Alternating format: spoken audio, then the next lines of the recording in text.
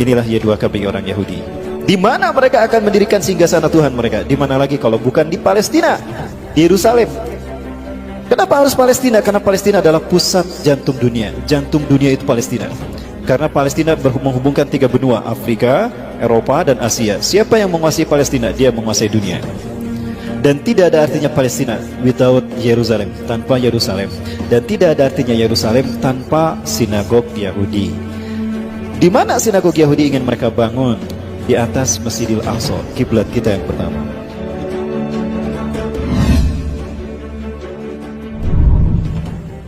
Mereka invisible hand, Zionis Yahudi. Mereka punya agenda besar. Nah, nggak boleh ada yang menghalangi agenda besar ini. Namun agenda besar ini sudah dibuka terang-terangan oleh Donald Trump. Inilah agenda besar, inilah final dari Zionisme internasional. Berdirinya sinagog Yahudi di atas Masjidil Aqsa.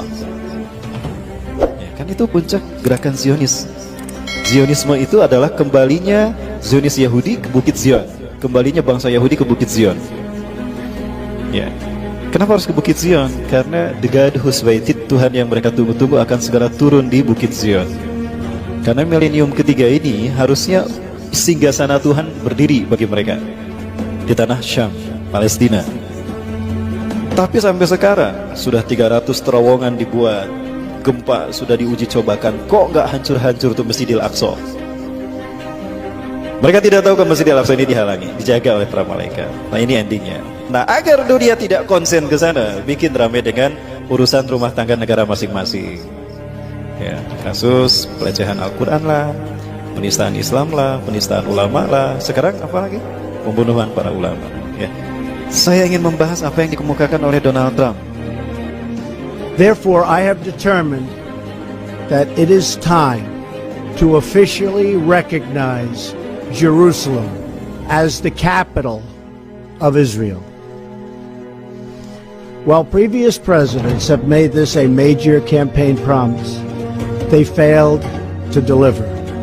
Today, I am delivering. I've judged this course of action to be in the best interests of the United States of America and the pursuit of peace between Israel and the Palestinians. This is a long overdue step to advance the peace process and to work towards a lasting agreement. Israel is a sovereign nation with the right, like every other sovereign nation, to determine its own capital. Acknowledging this is a fact is a necessary condition for achieving peace. Inilah arti dari pernyataan Donald Trump. Hikmah yang bisa kita petik, makna yang dikandung dari tersirat pernyataan Donald Trump tadi. Today I recognize that the Jerusalem is the capital of Israel. Maksudnya memberikan izin kepada Benyamin Netanyahu untuk mewujudkan segera apa yang menjadi cita-citanya. Ya, ini cita-citanya Bapak Ibu. ברכה בבית, אבל יצא צריך מגזם, זה ברכה בהצלחה, שתפלה ולתשיר, בכל העניינים, מה שישראל לאחרונה, נמצא מתקצו כמה עניינים, מה שרואה עוד, וגם אתה שעדיין משאיר ליבו, אז הייתה תמונה שהוא במה ידיעתו. הכנראה שהיא מספיק, שהיום כבר כמה שוד בגיל עדיין ליבו, אבל יש עוד כמה שעות, אבל יש להשתדל גם היום, בבשורות טובות. יש שמחה וטוב ליבו. Sudah banyak kemajuan yang kamu lakukan Benyamin Netanyahu, maka saya pilih lagi, kami pilih lagi jadi Perdana Menteri Israel. Padahal dulu sudah menjadi PM Israel dua periode.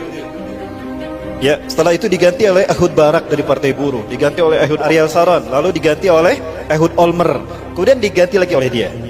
Di antara Perdana Menteri Israel yang progresnya bagus untuk mendirikan singgasana Yahudi, singgasana Tuhan ini Benyamin Netanyahu. Dia bertemu dengan pimpinan Rabi Yahudi Zionis Ashkenazim. Dia berkata banyak kemajuan yang sudah kau raih, tapi ada satu, ya, yang belum berubah. Mesias belum juga datang. Ya, kenapa?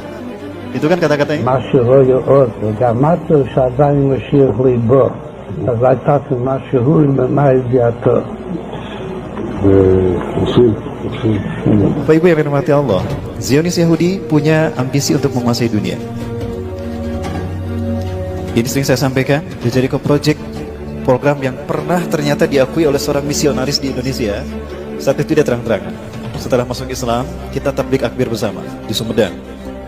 Beliau menyampaikan, Ustadz, apa yang Ustadz sampaikan betul. Itu rahasia kami sebetulnya.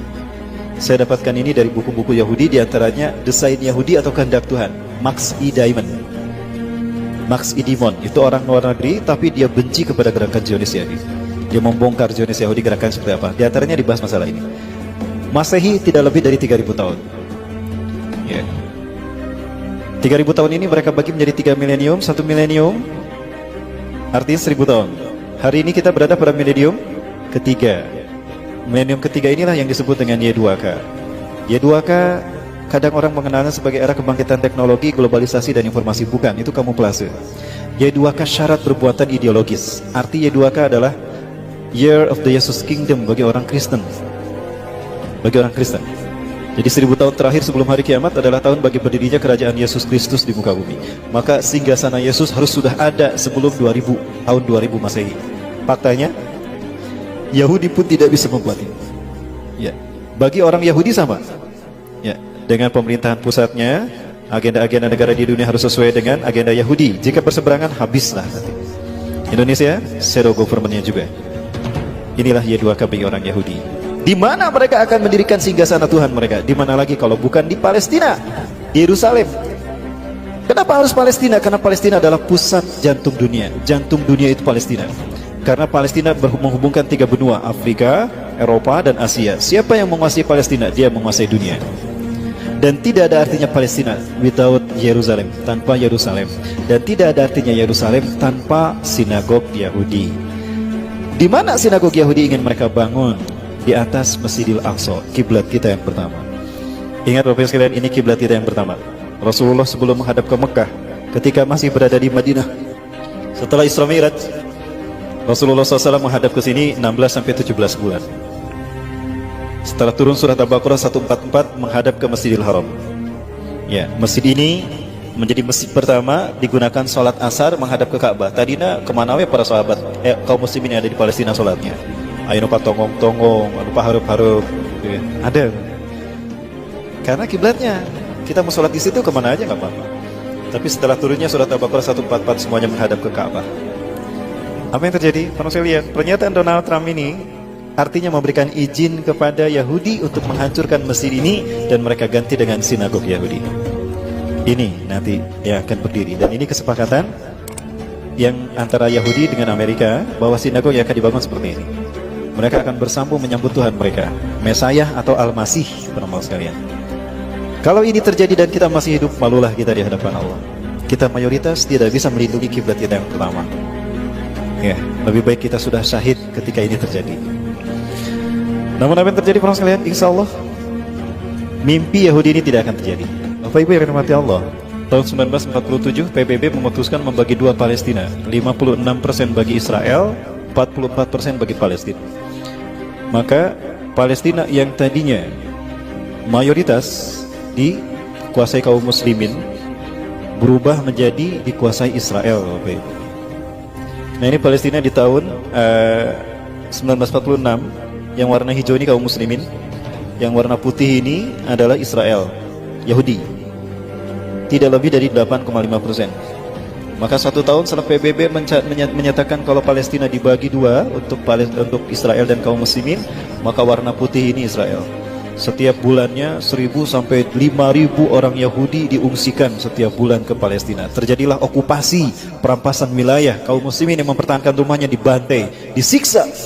Habislah para muslimin. Ya, dan hari ini bisa kita lihat Israel menguasai Palestina. Dari 12 provinsi di tanah Palestina, tinggal 1 provinsi yang belum dikuasai mereka, Gaza. Begini nasib Indonesia jika Cina dibiarkan.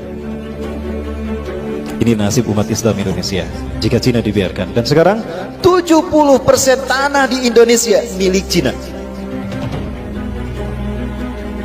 Cuma 30% tanah di Indonesia milik orang Indonesia sendiri, pribumi.